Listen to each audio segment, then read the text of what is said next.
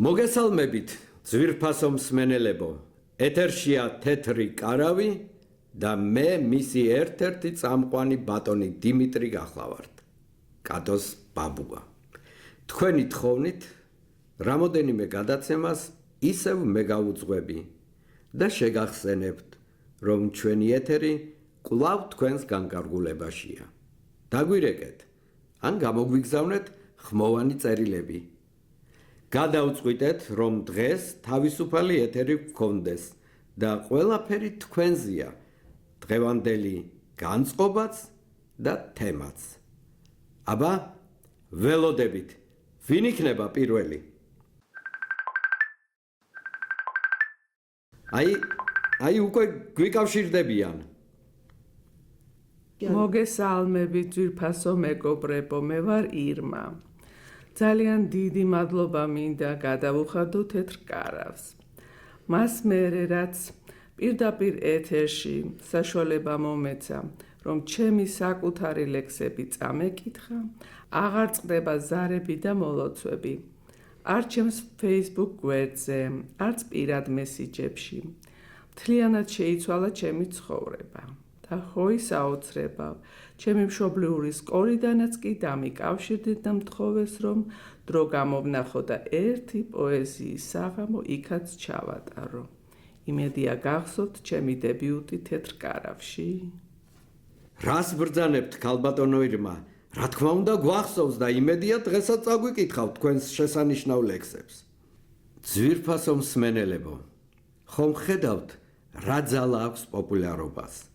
ჩვენმა უანგარო სიკეთემ რამდენი ადამიანის ბედი შეცვალა უკეთესობისკენ. ჩვენ კვლავაც ვაგრძელებთ ჩვენს გზას და ყველას მოგიწოდებთ, რომ თუ სტუდიაში ვერ ახერხებთ მოსვლას, არც ეგ არის პრობლემა. ჩაწერეთ თქვენი ლექსები თუ მოთხრობები და გამოგვიგზავნეთ თეთრ კარავში, გპირდებით, რომ თქვენი არც ერთი გზავნილი არ დარჩება ყურადღების მიღმა. აბა, გისმენთ? დიახ, დიდი სიამოვნებით. დღევანდელი ჩემი ლექსი ეძღვნება ჩემ მშობლიურ სკოლას და პირველად თქვენ ეთერში გავაჟღერებ. აბა, გისმენთ დიდი ყურადღებით.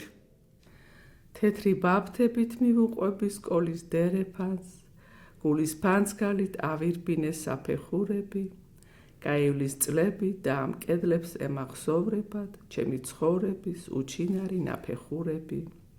ყველა ნაბიჯი, ყოველი სიტყვა, რაც დამცდენია, რაც თქვი ან ვერ თქვი, არც ისინი დაავიწყდება. ჩემი პირველი ცრემლიც ახსოვთ, ვიცი ამ კედლებს, პირველი კოცნა და პირველი თავდავიწყებაც. თეთრი ბაფთებით მივუყვები სკოლის დერეფანს, გულის ფანცქალით ავირბინე საფეხურები. ბრავო, დიდი მადლობა, არაჩვეულებრივი იყო. თქვენც დიდი მადლობა და დიდი მადლობა ისევ და ისევ თეთრ კარავს. დიახ, გისმენთ, თქვენ პირდაპირ ეთერში ხართ. ისმის ჩემი ხმა? დიახ. მე ვარ ლონდა კირკიტაძე, 54 წლის.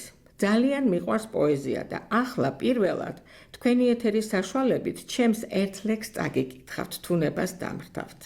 აბა რა თქმა უნდა. ასია მუდამ შემოდგომას მოსდევს ზამთარი.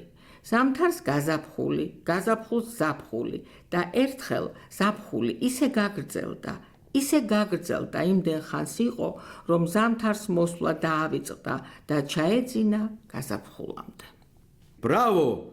ბრავო, მართლაც შესანიშნავი ლექსი იყო.